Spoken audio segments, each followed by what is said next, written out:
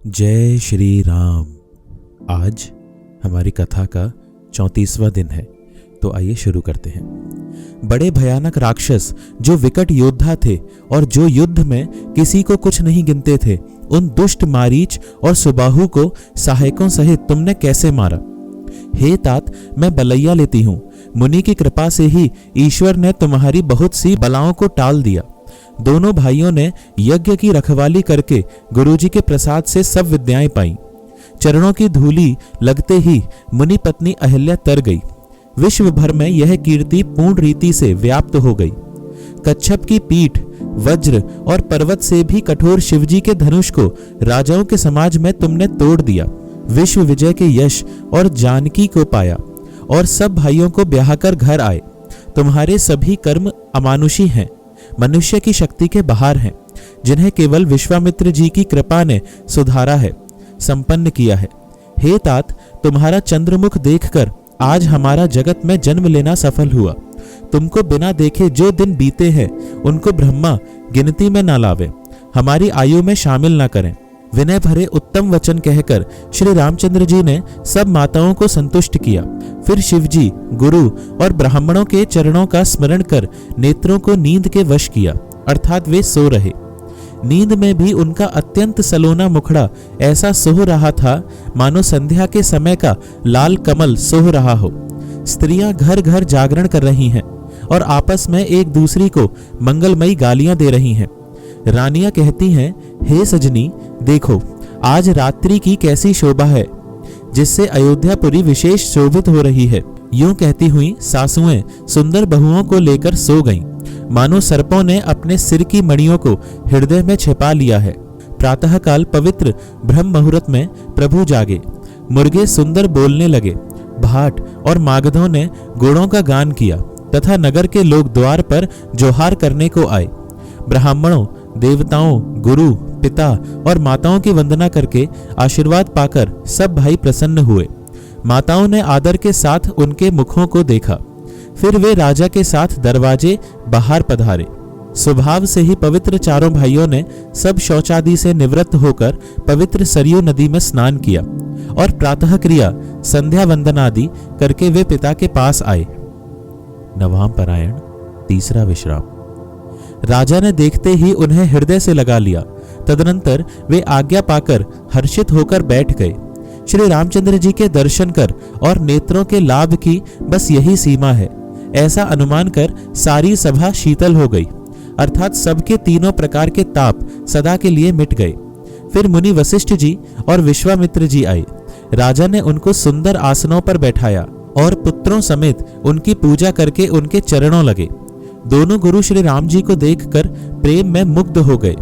वशिष्ठ जी धर्म के इतिहास कह रहे हैं और राजा रनिवास सहित सुन रहे हैं, जो मुनियों के मन को भी अगम्य है। ऐसी विश्वामित्र जी की करनी को वशिष्ठ जी ने आनंदित होकर बहुत प्रकार से वर्णन किया। वामदेव जी बोले, ये सब बातें सत्य हैं। विश्वामित्र जी की सुंदर कीर्ति तीनों लोकों में छाई हुई है।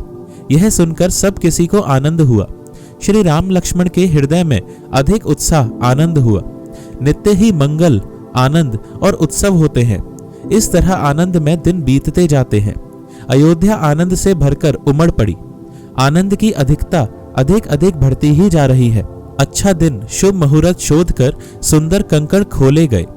मंगल, आनंद और विनोद कुछ कम नहीं हुए, अर्थात बहुत हुए।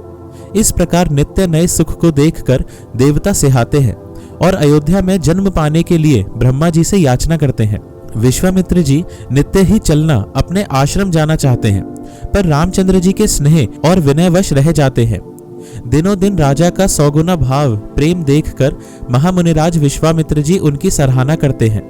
अंत में जब विश्वामित्र जी ने विदा मांगी, तब राजा प्रेममग्न हो गए और पुत्रों सहित आगे खड़े हो गए।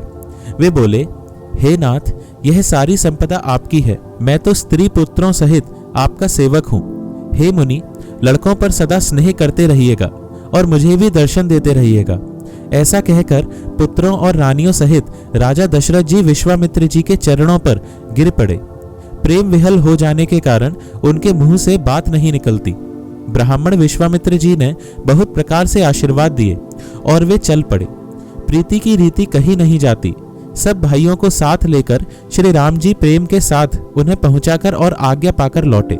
गाधी कुल के चंद्रमा विश्वामित्र जी बड़े हर्ष के साथ श्री रामचंद्र जी के रूप, राजा दशरथ जी की भक्ति, चारों भाइयों के विवाह और सबके उत्साह और आनंद को मन ही मन सराहते जाते हैं। वामदेव जी और रघुकुल के गुरु ज्ञानी वशिष्ठ जी ने फिर विश्वामित्र जी की कथा बखान कर कही। मुनि का सुंदर यश सुनकर राजा मन ही मन अपने पुण्यों के प्रभाव का बखान करने लगे। आज्ञा हुई तब सब लोग अपने अपने घरों को लौटे। राजा दशरथ जी भी पुत्रों सहित महल में गए। जहां तहां सब श्री रामचंद्र जी के विवाह की गाथाएं गा रहे हैं। श्री रामचंद्र जी का पवित्र सुयश तीनों लोकों में छा गया। जब से श्री रामचंद्र जी विवाह करके घर आए तब से सब प्रकार का आनंद अयोध्या में आकर बसने लगा। प्रभु के विवाह में जैसा आनंद उत्साह हुआ उसे सरस्वती और सर्पों के राजा शेष जी भी नहीं कह सकते। श्री सीताराम जी के यश को, कविकुल के जीवन को पवित्र करने वाला और मंगलों की खान जानकर इससे मैंने अपनी वाणी को पवित्र करने के लिए कुछ थोड़ा सा बखान कर कहा है। अपनी वाणी को पवित्र करने के लिए तुलसी ने राम का यश कहा है, नहीं तो श्री रघुनाथ जी का चरित्र अपार समुद्र है, किस कवि ने उसका पार पाया है। जो लोग यज्ञोपवीत और विवाह के मंगल में उत्सव का वर्णन आदर के साथ सुनकर गावेंगे, वे लोग श्री जानकी जी और श्री राम जी की कृपा से सदा सुख पावेंगे। श्री सीता जी और श्री रघुनाथ जी के विवाह प्रसंग को जो लोग प्रेम पूर्वक गाएंगे, सुनेंगे, उनके लिए सदा आनंद ही आनंद है, क्योंकि श्री रामचंद्र जी का यश मंगल का धाम है। मास पारायण 12वां विश्राम। कलयुग के संपूर्ण पापों को विध्वंस करने वाले श्री रामचरितमानस का यह पहला सोपान बालकांड समाप्त हुआ। जय श्री राम। सीता राम राम राम, सीता राम राम राम, सीता राम राम राम, सीता राम राम राम, सीता राम राम राम, सीता राम राम राम, सीता राम राम राम, सीता राम राम राम। जय श्री राम।